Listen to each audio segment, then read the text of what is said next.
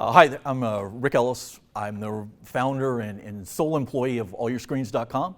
It's a website that covers Hollywood and the media from here in the Twin Cities. And just not to brag, but in case you're thinking to yourself, okay, smart guy, why should we listen to you? All Your Screens in May did 2.51 million unique visitors. And I have a newsletter that goes out Monday through Friday to about 23,000 people. So there is a readership there, and I get into the revenue a little bit later, but I'm making money. So that makes it a bit of a unicorn as it is. Just to give you sort of an idea of how I got here, first of all, let's just talk about All Your Screens. The way I describe it to people is it's almost like that old video store clerk, you know, where you would go in and you would think, oh man, dude, I've seen Top Gun like 15 times, what do I watch? And he would pull out some quirky little things that you hadn't heard of, and one of them would be just amazing, and that's why you would go there instead of Blockbuster. And this website's sort of that way, because everyone talks about, oh, I've got all these streaming services, I don't know what to watch, I've seen Westworld, I've seen this, oh. Well, that's the whole idea. I try and surface some things that are a little quirky, and that maybe you haven't heard of, or you've heard of and you don't really know that much about. And the way that I got here was, I have what a recruiter once referred to as an eclectic resume, which I'm pretty sure was not a compliment. I'm pretty sure. In my 20s, I did stand-up comedy. In my 30s, I did talk radio. I had a syndicated talk radio show for 2 or 3 years. And then in the late 90s, as I was turning 40-ish or so, late 30s, I started working online, worked for Compuserve, then moved to the Bay Area and worked at some journalism startups. Did hard news, tech news, some financial news. Was the voice of a stock-picking sock puppet, so that was interesting. But I always had this website on the side, and I would just put it to archive stuff, you know, freelance pieces that I couldn't sell or whatever. It was just kind of sitting there. And over the years, because I'm in journalism, particularly online journalism, what would happen is I'd go somewhere, I'd work for a couple years, you'd get laid off, the company would go under, I'd work on the website. And I never really thought of it as being someplace I could make money, particularly because in the early aughts, you had to pay for bandwidth. And so ironically, what would happen is that every time I would write something that was viral, it would cost me money. I don't know, probably 2003, 2004, the first time this happened, I wrote a bunch of pieces about Phil Donahue getting canned from MSNBC because he was against the Iraq War. Story blows up. I mean, it's in Vanity Fair and New York Times, and NPR is interviewing me, the whole thing, and at the end of the month, it cost me like $1,600. So not really a sustainable business model, but I kept the website, and about 8 years ago, I'm living in the Twin Cities. I get laid off 3 times in 2 years, and I'm in my early 50s, and I want to stay here because we actually have a son who has autism, and he's going to a great school, so I want to live here. But, you know, the job prospects for a 50-something-year-old journalism guy, not really great in the Twin Cities. So I started doing freelance stuff, and I look at this website and say, geez, is there a way that I can make money doing this? And at the time I was getting, I don't know, 150,000-ish people a month, and they were just basically coming because they would run into it in Google. Oh, something would pop up. And that's not really enough money to make a living at. But I thought, well, I think there's a possibility here. So what I did is I sat down and I figured out what's a reasonable amount of money I could make off this thing. And you're looking around at the, you know, what other people in the industry are doing, you know, what I was doing. About $3 CPN. So it's $3 for every 1,000 people who visit your website, which doesn't sound like a lot of money, and it's not. But that was reasonable. Part of the problem with it, banner ads, and back then that was all that was available, is that a lot of people use ad blocks. And the ones that don't never click on things. So I thought, okay, $3. Now, that translates into $3,000 for 1 million page views. And if you've ever ran a website, 1 million page views is a lot. Just to give you an idea, in May I did between 7 and 8 million page views. So, and I'm getting more than $3 an RPM, so it's an okay living. You know, I do okay. But it's really tough. One of the reasons that I was really lucky is that because I've been doing freelance stuff all these years, I knew a few people. So I had some connections, and it allowed me to get interviews, get stuff that, that people wanted to read. But I still really didn't have an idea of what I wanted to do, like what the focus is. You know, I can't compete with Variety or one of the big websites. Nobody honestly cares if I'm writing about Succession. You know, there's 15,000 other Succession pieces up there. So I had to try and figure out what are people paying attention to, and I was very focused on that. You know, what's getting page views? What are people passing around on social media? And what I ended up coming up with was this very sort of focused idea of it's just me and a website. 95% of what's on the website I write. And the website is purposely a little clunky looking because I like the idea of people seeing it and thinking, oh, this is just a guy. You know, he's not a corporate guy. He's not owned by somebody else. You know, he's just a guy writing what he cares about. So I find that the sort of more handmade I do, the more handmade that everything looks, the better it comes across. The newsletter, weirdly enough, I sort of fell into. I always liked the idea of a newsletter up until companies like Substack came along. You used to have to pay per email, which is, once again, not a great business model. I decided with Substack not to do subscriptions because I wanted people to pass it around. And weirdly, what ended up happening was this newsletter has an almost entirely different audience than the website. The newsletter is very industry-based. Yeah, there's not a network or streamer that doesn't have a dozen or 2 dozen people subscribe to it. And because it's free, it gets passed around everywhere. What I did decide to do is that some people would say to me, you know, look, I'd like to support what you're doing. Is there some way that you can take money? So I just turned on the subscription option for the newsletter, and I've got a couple of hundred, almost 300 people who subscribe to the newsletter even though there's no rational reason for them to do it, other than the fact that they just want to support the site and support me. The nice thing about that is it's a little bit extra money, but I'm not relying on it as my primary reason for making money, and so I'm not putting any extra work into it. I'm not worrying about churn. I don't know if any of you guys have tried to do subscriber newsletters, but the churn is just brutal. No matter how good you are, no matter how smart you are, people decide they can't afford it or they're just tired of it or whatever. They've got too many subscriptions. I don't have to worry about that. This is just a bonus kind of thing. And the people that do subscribe like that are super committed to the website and to the newsletter. They're really like super evangelists, which is what kind of I think you want. Weirdly, what I've found over the last 3 or 4 years, and probably about 4 years ago is when it really turned for me, where I looked at what the website was bringing in and what the freelance stuff was bringing in, and I thought, I think I can make this work. There was about a 2-year period where I will not lie, it was not fun. I was putting in a lot of hours, and I could have made more money working at Walmart or any place, really. But as it started to turn, what ended up happening is you get more options for stuff. People want to talk to you. And I would never say the pandemic was a good thing, but the one good thing it was for me was it used to be, because I'm based in Minneapolis, that I couldn't get access to these press junkets and interviews with big shot actors because they all did it in LA. Well, now everyone's doing Zoom calls, and I get more access to stuff that I can do because everyone's doing it from their house, and they don't care if they're talking to me or if they're talking to Time Magazine or whatever. I'm just another guy. So I probably do, I don't know, 8, 10, 12 interviews a week. I mean, sometimes they're bunched together 3 or 4 a day from a particular project. Yesterday I did a Hulu show called Love Victor, which is coming back in a couple of weeks.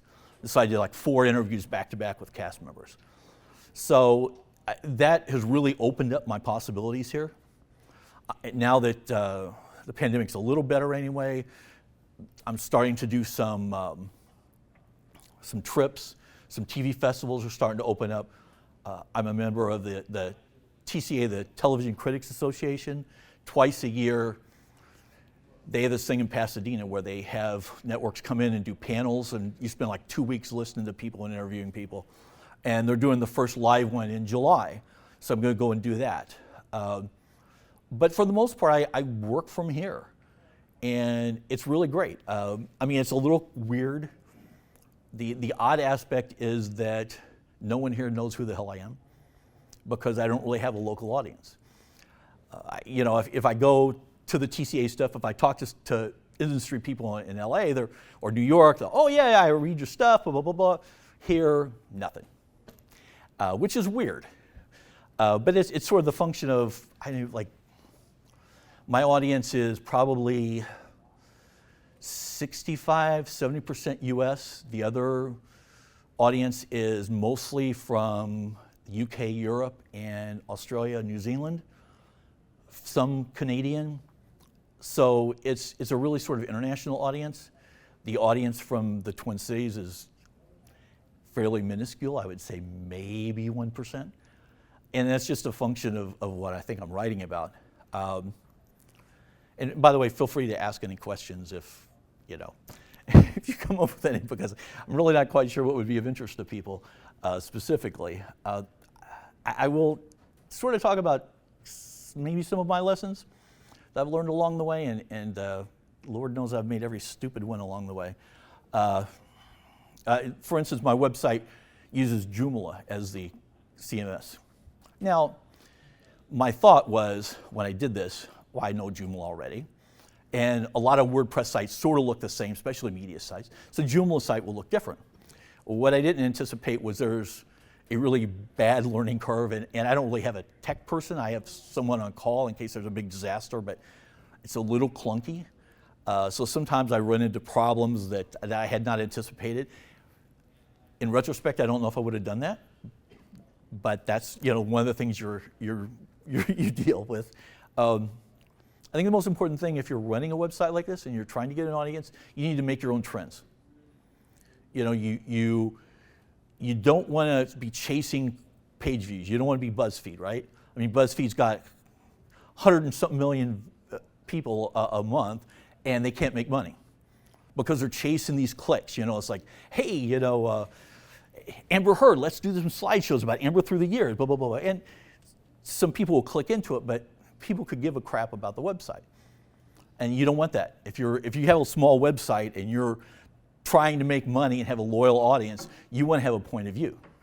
And I think most of the people who come regularly, in their head, they can't articulate it, but they think, we know kind of what this website's like.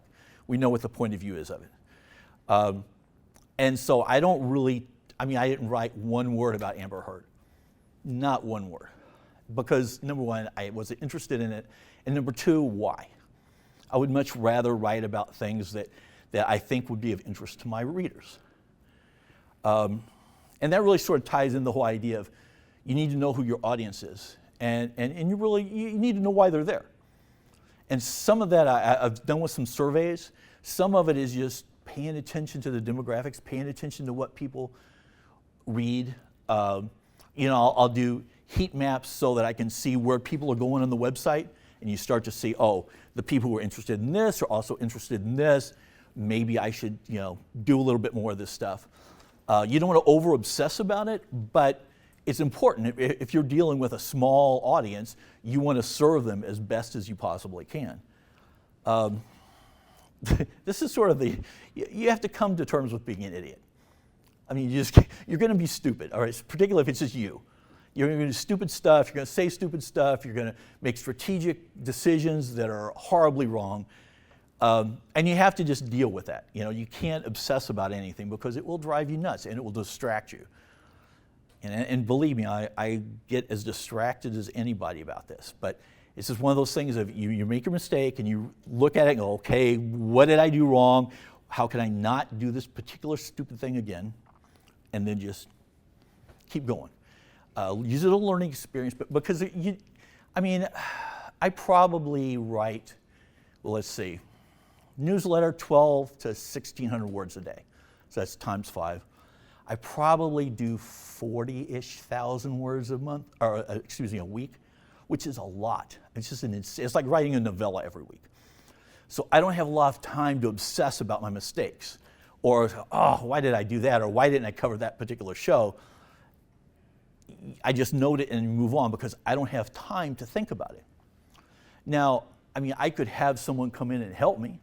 I do have some freelancers who write about a couple of things that I don't care about. I have someone who writes about Riverdale, which I like the show, but I'm not a super fan of it. She knows it intimately, and people read her stuff. So this is cool. I like having her because I wouldn't cover it otherwise, because it's just not my show. But for the most part, it's me. And so it's just, I can't obsess about anything, really. It's just pretty much, I've got an editorial calendar that's, one of the things you run into about writing about TV is that, you get screeners ahead of time. They say, there's an embargo. You can't talk about it until this date, even though it premieres here. I've got a humongous editorial calendar with all these different dates and all these different things so I can keep track of it. But I don't have more freelance stuff because it goes back to that voice. I like to think the site has a sort of an authentic feel to it, authentic voice, that people associate me with the website. The downside of that, I mean, honestly, long term is if I get hit by a car, no one's going to give a crap about the website after that because you can't bring somebody else in. Hey, I'm the new Rick, come read this stuff. The people I suspect, are not going to be going for that. And it also means that my website doesn't have the value that it would have if I had a team of 5 people and getting the same traffic. Sometimes I will have people come to me and say, look, why don't you get VC money? Why don't you get some angel money? Why don't you bring people in, expand? Let's go back to the BuzzFeed example again. They're losing lots of money. And the reason is I'm sort of at a size where I make a good 6-figure income, and it's just me. If I start spreading it out among people, then you've got to bring in more money. And that means you have to do a lot of stuff that readers hate. I don't have the little auto-playing video ads on the site, which I just loathe, because I don't have to. But if I had 4 or 5 other employees, I would have to do that, particularly if I had investors, because they would demand that I do that. And that goes against the vibe of the site. So I really spent a lot of time figuring out what I wanted the site to be, what I wanted people to be attracted to, how I thought it was going to be most successful. And I could change it, but why? I mean, I don't see a pathway between what I'm doing and what would sustain 5 or 10 or 15 employees. I would have to make such massive changes, I would just be another site. And most of the medium-sized sites in the entertainment industry have shut down because they just can't make it work financially. So yeah, I'm really conscious of that. I'm having nice steady growth, but I'm never going to be. I'm not Walmart, all right? I'm the corner bodega. I like the really cool stuff that you've got. Oh, I read about that in some magazine. I've never seen that food though. That's kind of the site. The tendency is to, when you're doing this, and this is sort of I don't really have a big life lesson, but this is sort of the one, you tend to overestimate the value of ideas and you underestimate the difficulty of execution. Which is basically what happens is you come up with this great idea and you think, this is fantastic, man. People are just going to love this thing, man. And it's not going to take me that long because I got all the assets in place, I got the interviews. And of course it takes a long time and it goes disastrously tough in the beginning. And you spend 10 times the amount of time that you thought you were going to, because that's just the nature of ideas. They're messy and they're surprising and you never know what the hell you're going to get. That's not so much of a problem if you've got 20 employees. If it's just you and the thing you thought was going to take 2 hours, you're now into hour 18 and it's still not working, this is a problem. So I've learned over the years to be very cautious about doing things really crazy.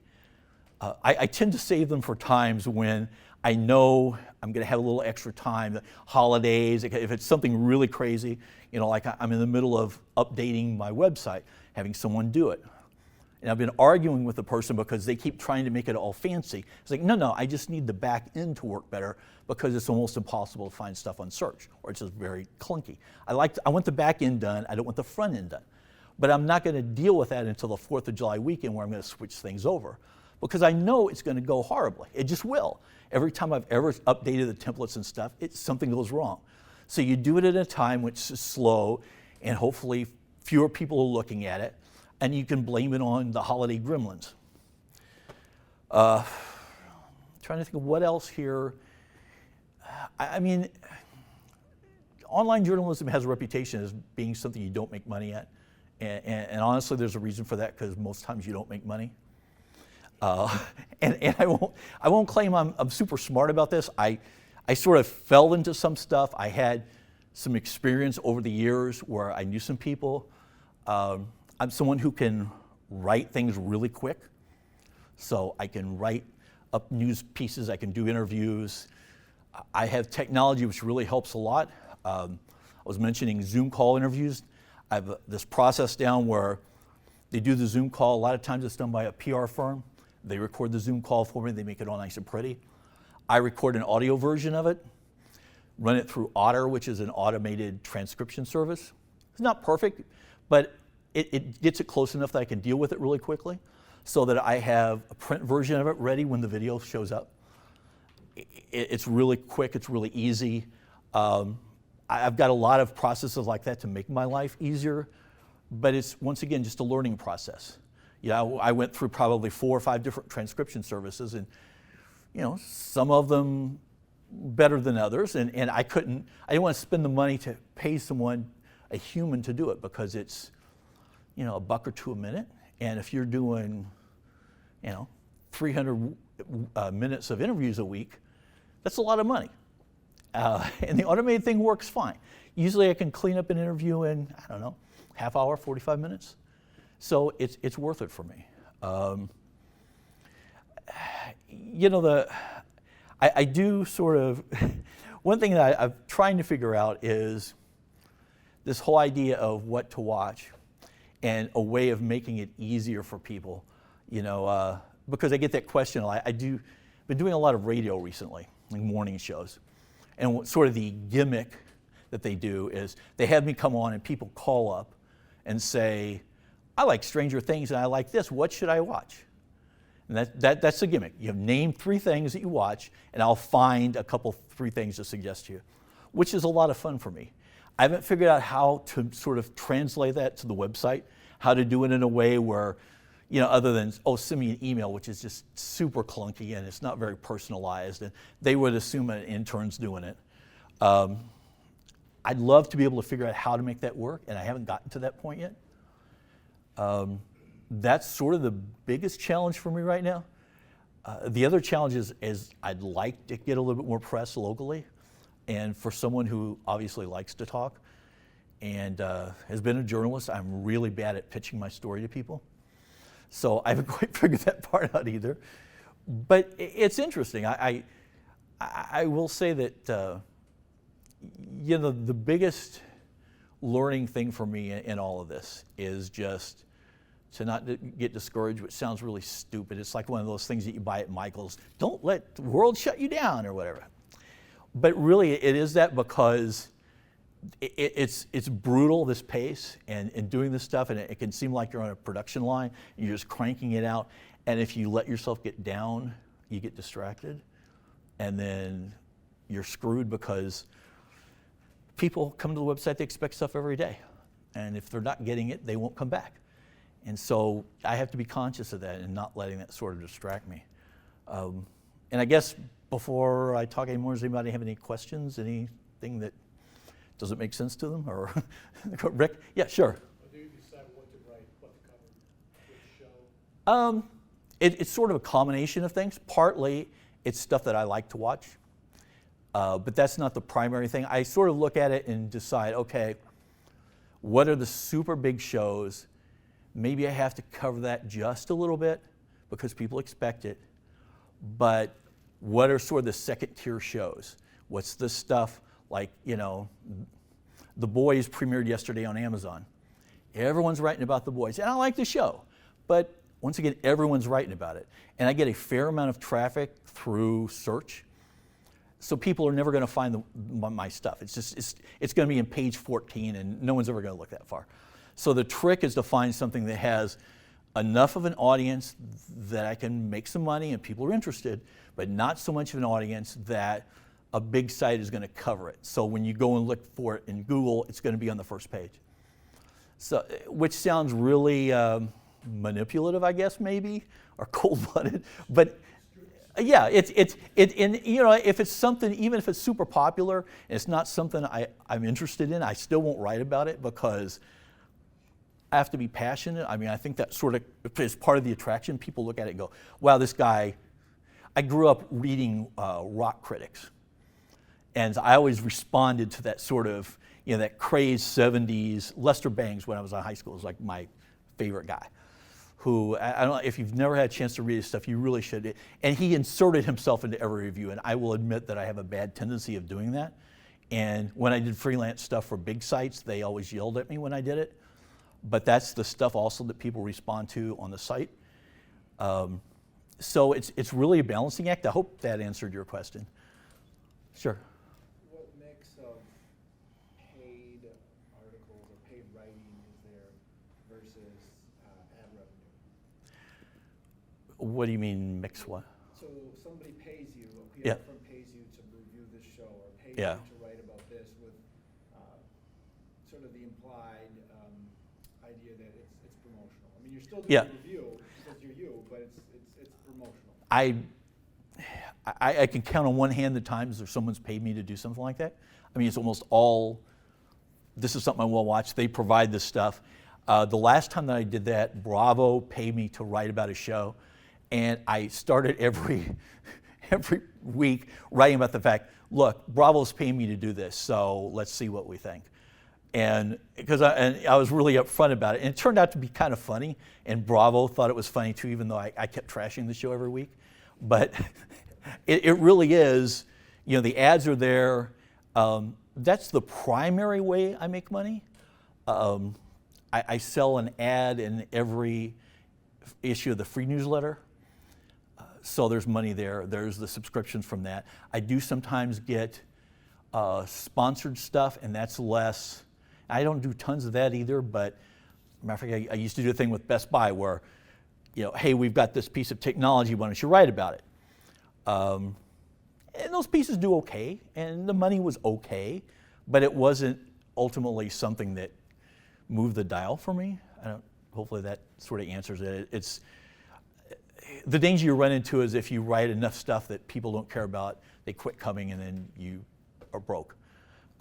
So it's kind of a balancing act. Do you keep track of any analytics of any sort to be able to say to a company that, hey, I watched the Squid Game and I recommended these things and people went to those things, and so I'm worth sponsoring or? Yeah, it's weird when you're a small site. You don't get a lot of direct agency pitches because that's really not the way, they want to buy across, a 500 million page views across 20 sites or whatever. What doesn't, I pay super close attention to analytics. I have, a monitor where it's just all, minute by minute things. Or this is what people are looking at. This is what people are sharing. And I don't always obsess about it, but I like to be able to go back. Particularly what ends up happening is something will hit, and I realize, wow, this got a lot of traffic yesterday. I wonder why. So I can go back and see, oh, it got shared by these people. And that's really also part of my growth is getting people to share stuff. One of my kind of weird, I hate the word hack, but that's what it is. I do this newsletter, and usually it's a lot of industry stuff and interviews and things, and I'll link to stuff on the website.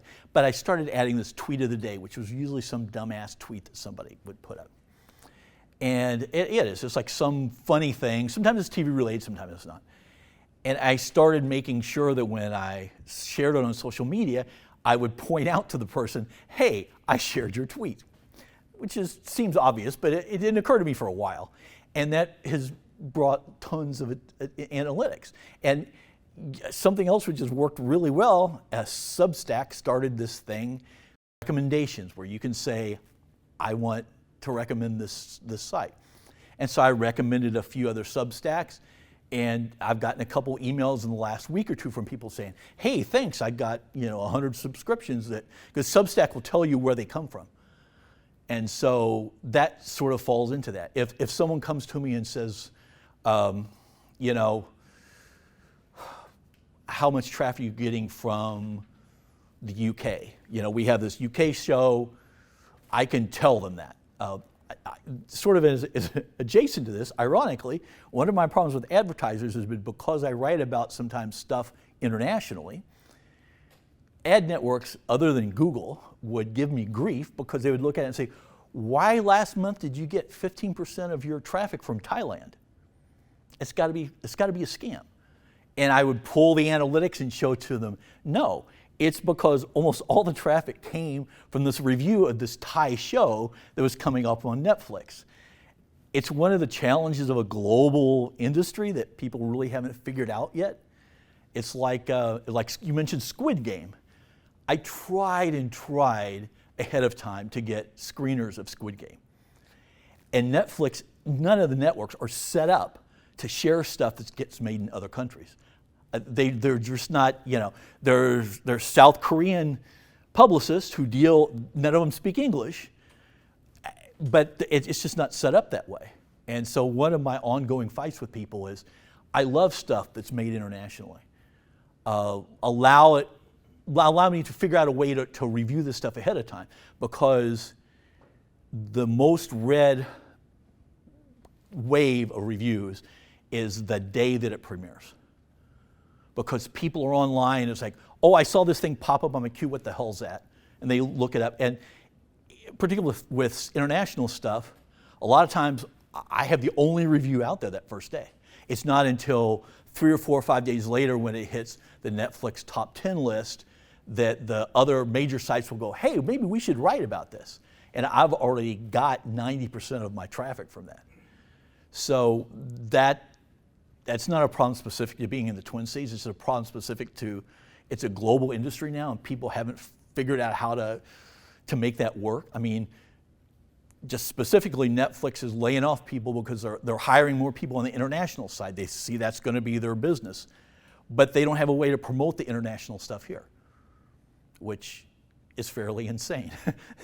On the other hand, because no one else wants to mess with it, I've gotten pretty good at figuring out which international publicists speak English and will get me something if I want it bad enough.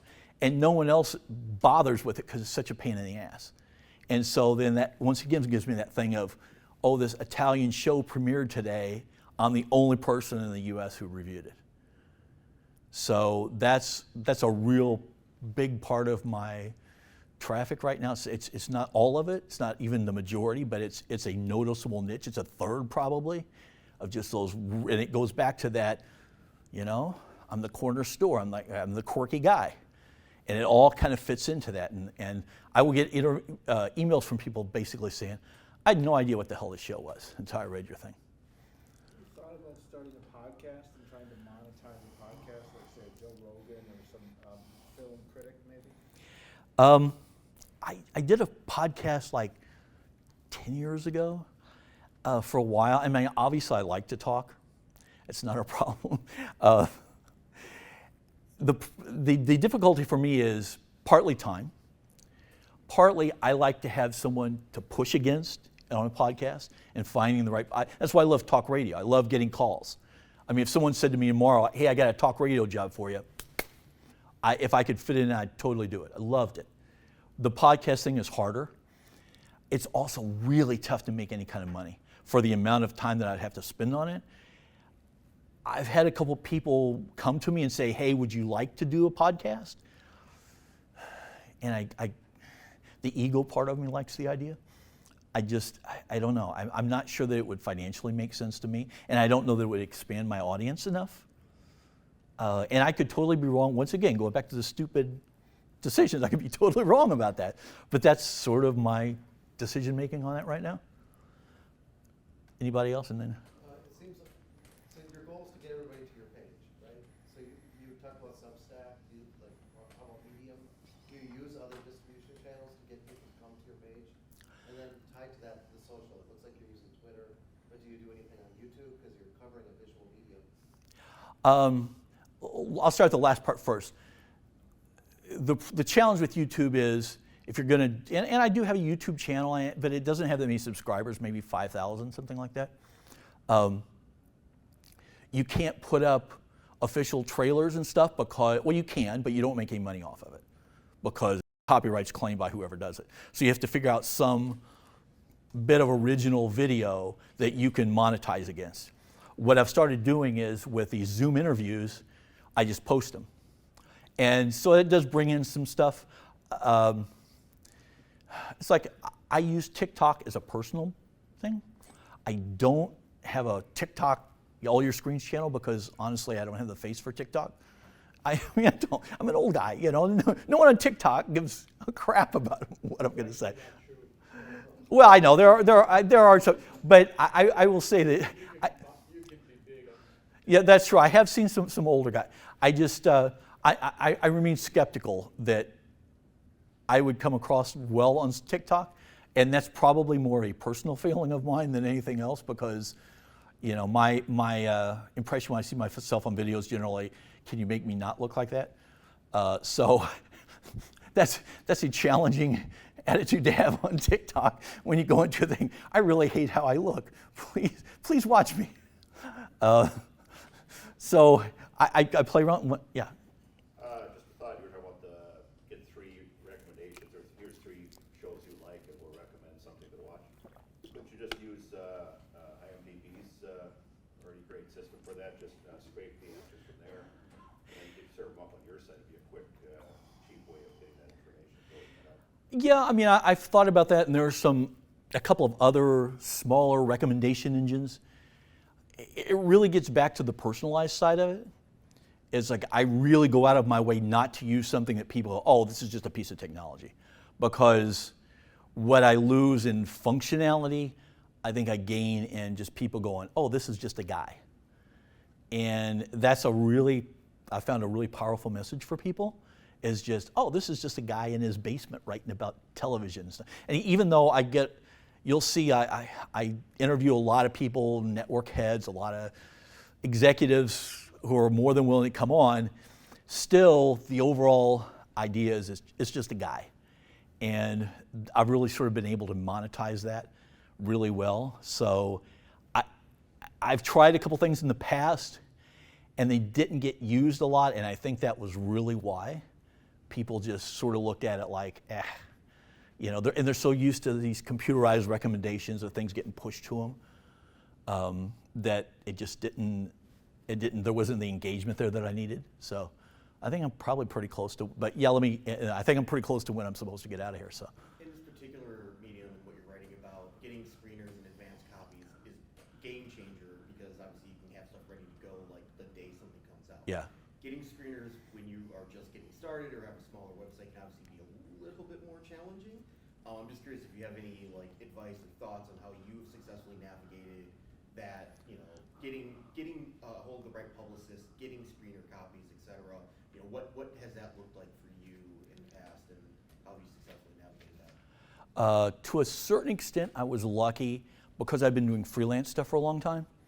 And when I first started doing freelance full time, I did stuff for like a Hollywood Reporter and some of the other things. So I had a few relationships. I still have trouble sometimes getting screeners from people, from networks.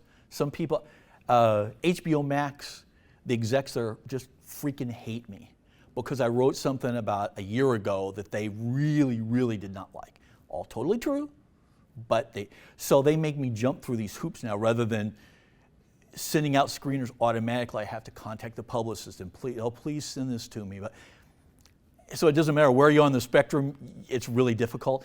I would say if I was starting out, I would start with the smallest possible networks and streamers because they are usually very eager to get people writing about their stuff, and you work your way up that way.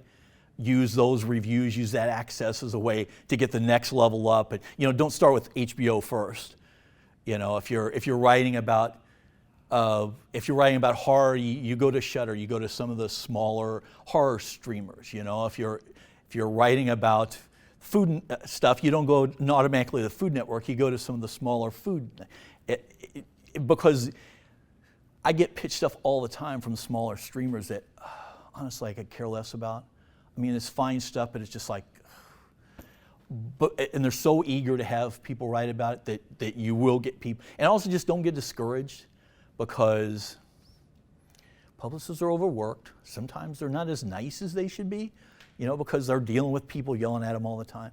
So don't get discouraged if you do it. And I have a really great relationship with Netflix, even though they yell at me all the time for stuff I write. But every so often I'll run into a publicist there who just refuses to send me something. They'll just send me this thing of, oh, well, let me think about it and see what. So don't let it get to you. I hope that answers your question. Yeah, I mean, the short answer I kind of got from there was, yeah, just keep bugging the publicist. Keep bugging the publicist in a nice way. And like I said, you start with the small stuff, because that's the best way to do it, is just kind of work your way up, because that's certainly what I had to do. And you deal with people's level of desperation. I mean, really, if you're a streamer with 100,000 customers, you're desperate. You want people writing about your stuff. And, a lot of times they'll give you a free subscription, or, you'll get screeners. And you just use that as the next step up to just say, hey, look, they thought I was okay, and this is what it looks like, so give me a shot. I think I have to wrap it up. I think it's 35, yep. Thanks for coming, and I appreciate it. If you have any questions, stop me. Thanks a lot.